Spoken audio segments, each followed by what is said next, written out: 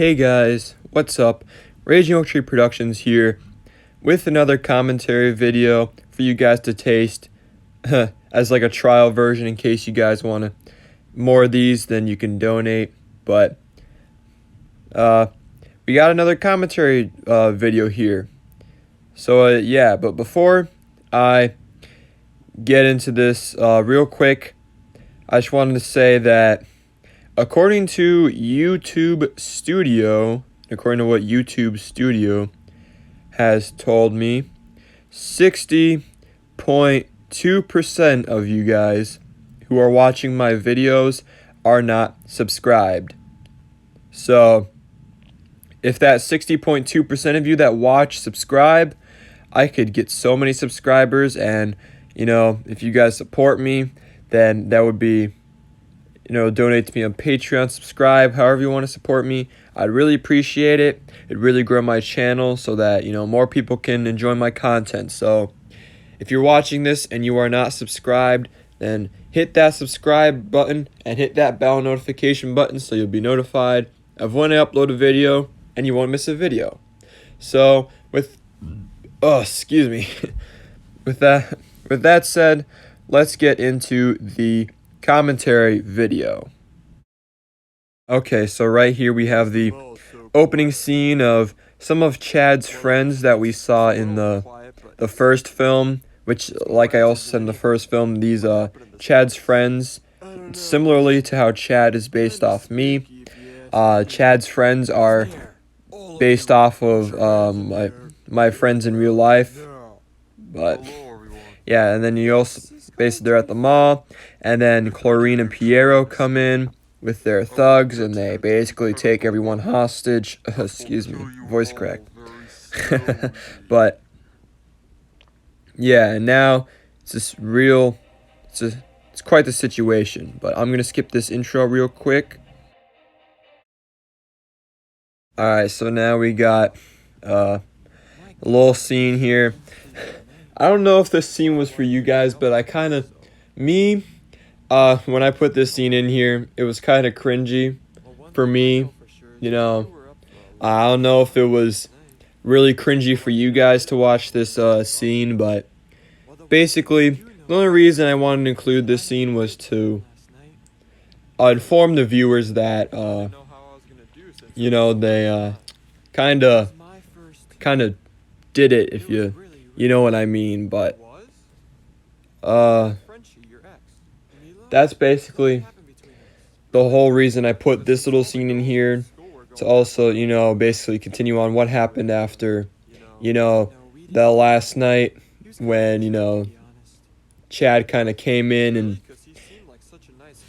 kind of got fixed up by Bella and everything that happened since the last film.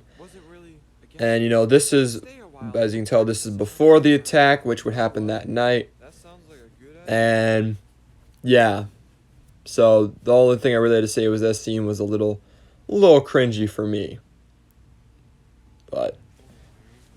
And then you got this scene right here where they're talking about the news, and then the news coverage comes up about the attack at the mall. And I really wanted to use this because I wanted to show that Chad's only source for information is the news. Really, because he doesn't have all the fancy crime detection software and stuff that Batman has. And of course, you got the classic film, and I tried to add a little bit more camera movement, like the camera just shaking a bit more in this one, because it's one of Chlorine's thugs holding the camera. So yeah, and then he shoots the camera, and the whole thing goes out. But basically, the whole point of this is I want to create a dynamic little plot here of where Chlorine and Piero have teamed up to basically lure Dark Owl into a trap there, and basically saying if he doesn't go, then he'll detonate his chemical weapon, then I'll gas everyone in the room. And then of course you got Bella here, who's like, you can't go, you're gonna die. This is more than just fighting a thug. And then Chad's like, well, I have to. There are people at risk, and if I don't go, then he's gonna kill them, so I have to go. And it shows that while uh, Chad's crime fighting methods as the Dark Owl are often very dark, he has a strong moral compass and a strong duty to help other people. So that's really what I wanted to demonstrate from this scene, and to show how, he's come a long way from being the guy who just beat up some burglars to now a guy who goes against these domestic terrorists pretty much. And of course, he says the only way I can figure out how to disarm his bomb is to ask Bufalino, because he might know.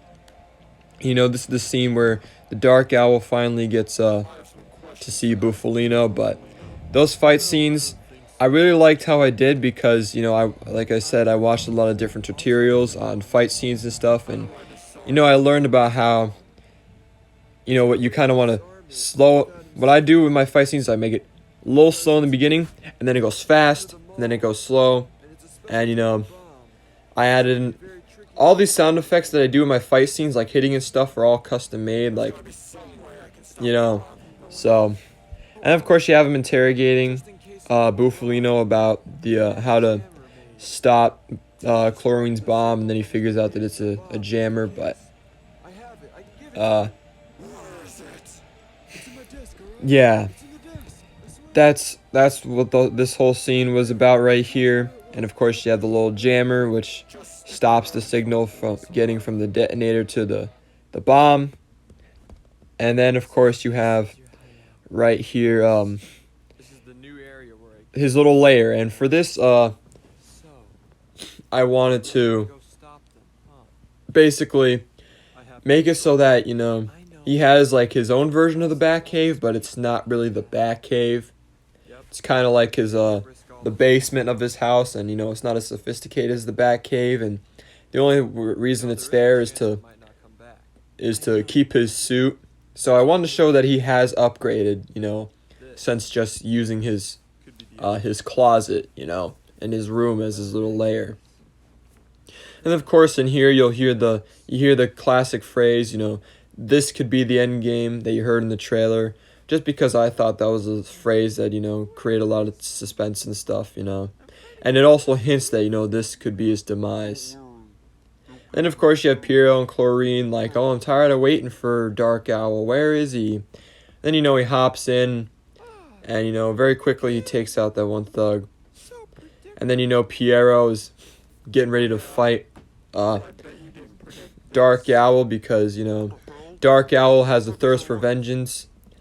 And then, he turns the lights off because, if any of you know Batman, that's kind of Batman's signature move in the beginning, was he'd always, like, flip the lights off and, do something and then flip the lights back on, a bunch of stuff would have happened. So that's what I did with how he freed the hostages. And then basically now Chlorine and Piero are pissed at him. So, basically, they're going to... Yeah, and this is the final fight between Piero and the Dark Owl, because, it was a little quick, but, I thought it was a nice little fight scene there. And then, of course, you got a fight scene with Chlorine and the Dark Owl, and, of course, he's using this flip the lights off method that Batman uses, but I thought this whole little fight between Chlorine and the Dark Owl was good, because, you saw the whole, like, where he swung and turned around and swung at him and stuff, but I don't know, I thought that was cool. I'd say that was one of my best fight scenes, because other than, the one of Evil Me versus Me, that was my best fight scene, but... And of course, as you can see, he tried to detonate his chemical weapon, but, he's like, why isn't it working? And then, it reveals that he had the jammer. And then, I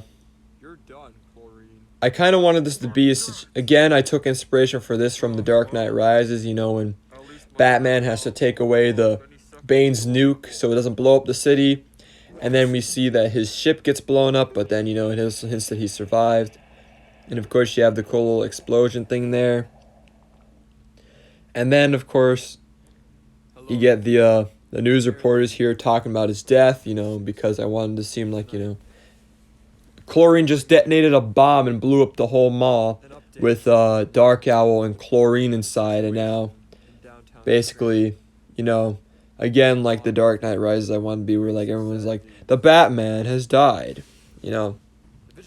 Breaking news, Batman is dead after. But, this one's like, breaking news, the Dark Owl is dead after getting in a fight with,